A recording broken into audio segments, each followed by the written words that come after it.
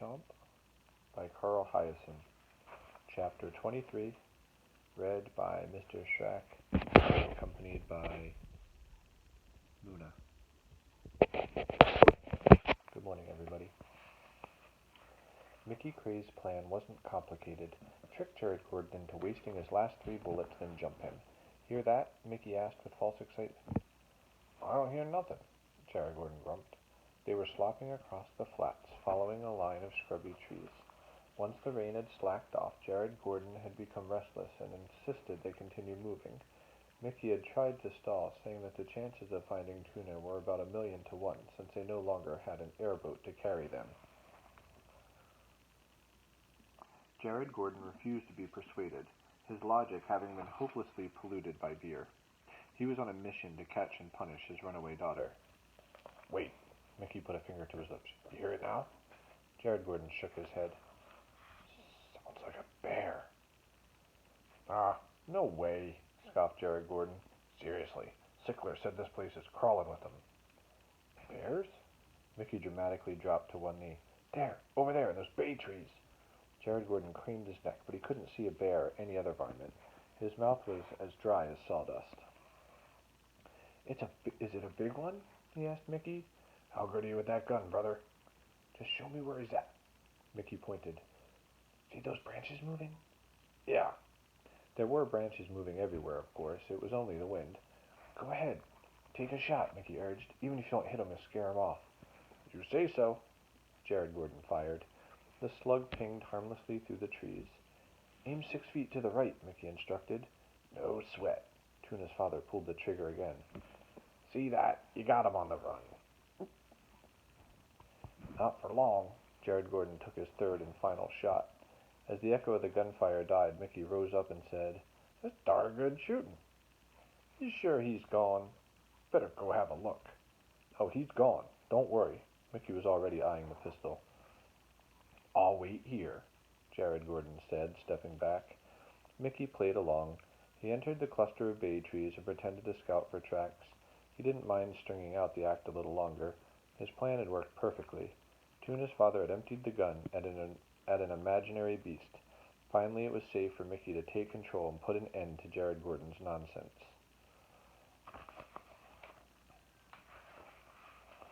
He returned to the clearing and said, Nice job, brother. That poor critter's halfway to Shark River by now. Tuna's father wore a smug grin that featured his jagged front tooth. Told you I was good. Well, you weren't lying, Mickey said, but the words trailed off in dejection. He was staring at Jared Gordon's left hand. It held 6 shiny new bullets, which Jared Gordon loaded one by one into the cylinder of his revolver. Always keep a handful of spares, he said, just in case. He clicked the gun shut and raised his barrel. Okay, Sparky, let's get moving, before the rain kicks up again. Mickey Cray nodded heavily. Onward, he muttered. For once in Derek Badger's show business career, being chubby turned out to be a blessing. The flab cushioned his fall from the bazillion pepper tree. I'm alive, he gasped, his accent still missing in action.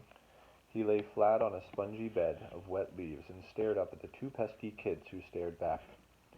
You are definitely alive, Wahoo confirmed. Did I break my neck? I think you'd notice, Tuna said. Derek was a mess. Without his TV makeup and spray-on tan, he displayed all the vivid images from the Everglades fiasco. Sorry, puppy being a puppy. Tremendous.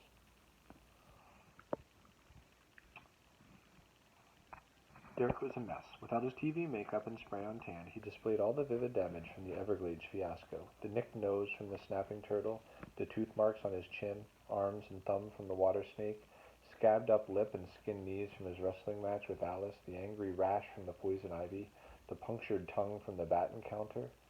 Where's Raven? Oh, never mind. Derek sat up. Wahoo said, We need to go. Link's been shot and my dad's in trouble. No, you need to go, said Derek, before the sun sets. What are you talking about? Get out of here, both of you. I've got the dark curse, don't you see? His gaze settled on Tuna's canvas tote. Hey, you wouldn't happen to have a bottle of sparkling mineral water? Why'd you run away from camp? She asked. Derek struggled to his feet. because I was savagely attacked by a vampire bat. You know what that means. What attack? Wahoo said. It bit you because you tried to eat it. Tuna added, It wasn't a vampire bat, Mr. Badger. It was a mastiff. The scientific classification is Ernops glossinus floridanus, which translates to what in the King's English? A hairy, blood-sucking fiend. So, what's this curse? Wahoo asked. In an icy whisper, Derek replied, The same one as Dax Mangold got. That curse. Wahoo turned quizzically to Tuna, who said, Oh my God. What?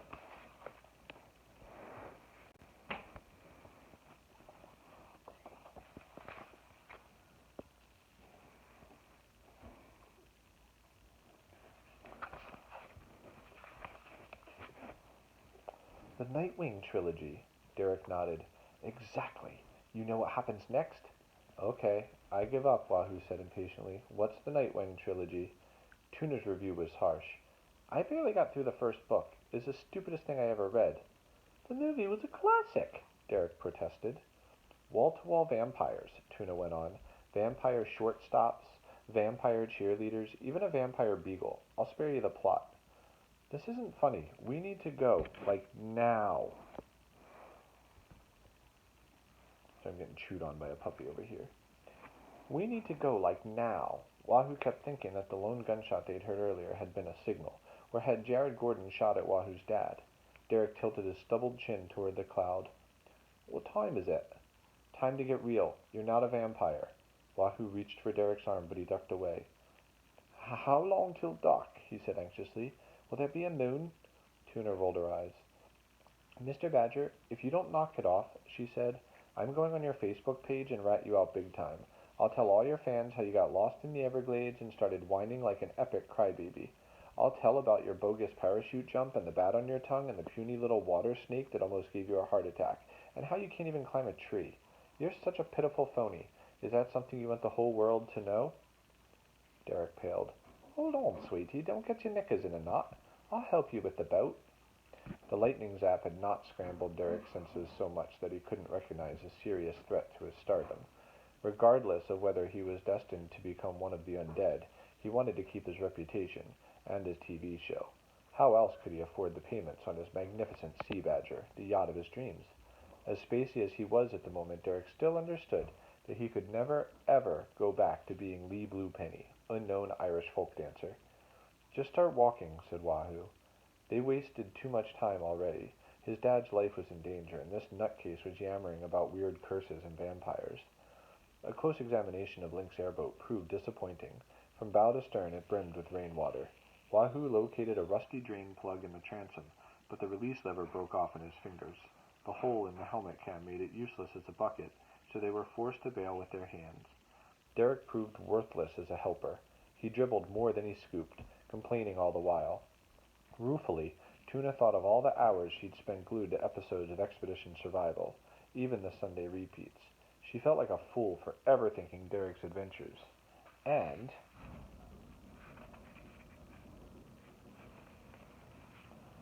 his ruggedness were real. He was no tough guy. He was just a Hollywood fake. And obviously a whack job, if he really believed in vampires. Tuna no longer had any desire for an autograph. Meanwhile, Wahoo bailed furiously. If they could lighten the weight in the hull, they might be able to slide it off the bank and into the shallows. An airboat like Link's could float in only 3 or 4 inches of water. The next challenge would be getting the engine started. Mates, I need a break, Derek said wearily. Tuna snorted. Oh, please, you think Dax Mangold would take a break? Wahoo noticed that Derek didn't look too lively. His forehead was pink and beaded with sweat, as if from fever. Although he'd received first aid at the base camp, it was possible that he'd still gotten an infection from the bat bite. That had happened a few times to Mickey Cray after being chomped by various critters. Take a rest, Wahoo said to Derek, who nodded gratefully and sprawled next to the boat. Here, he said, and handed one of his survival soda straws to Wahoo. It was imprinted with a tiny likeness of Derek's signature. Use it as a siphon. Use it as a siphon, he suggested. Wahoo wasn't sarcastic by nature, but this straw was literally the last straw.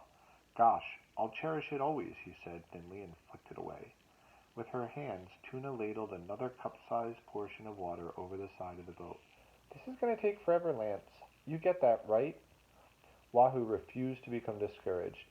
The airboat was their only means of finding his father and Jared Gordon before something bad happened, if it hadn't happened already, and if Link's medical condition didn't take a turn for the worse, in which case they'd need the boat to haul him straight to the mainland. Mickey Cray would be on his own. "Don't think that way," Wahoo told himself. "Stay positive." It wasn't easy. He was the one who'd talked his dad into taking the expedition survival job, and he was the one who had talked him out of quitting when quitting would have been the smart thing to do. Tuna lowered her voice so Derek couldn't hear. "I'm really sorry for all this. You don't know how sorry." "It's not your fault," Wahoo said.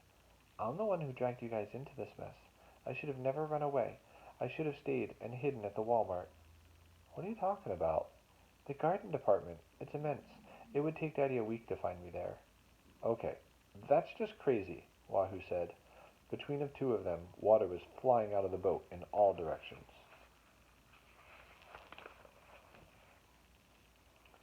Tuna clenched her jaw, fighting back tears. "I never thought he'd shoot a person. Not in a million years." "Maybe it was an accident, like you said." "No, he's totally gone off the deep end. What if he kills someone, Lance?" Wahoo didn't look up. "My father can take care of himself." "Well, my father?" Tuna laughed bitterly. "Huh, my father can't take care of breakfast." 3 more shots rang out, one after the other. Wahoo and Tuna stopped bailing and turned to listen. Derek, who was dozing, didn't stir. "How far?" Tuna whispered. "Closer than before." Most likely the gunfire was coming from Jared Gordon. Maybe a bobcat or a python had crossed his path, or maybe Mickey Cray was trying to escape. The thought made Wahoo's stomach pitch. A gust of wind brought a faint, swirling fragment of human conversation.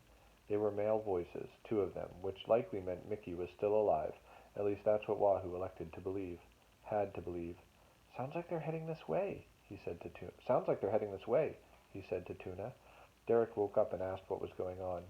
"We need to hide," Wahoo told him. "Let's move." "Hide from what? Vampires?" "Worse," said Tuna. "Lead the way, Lance."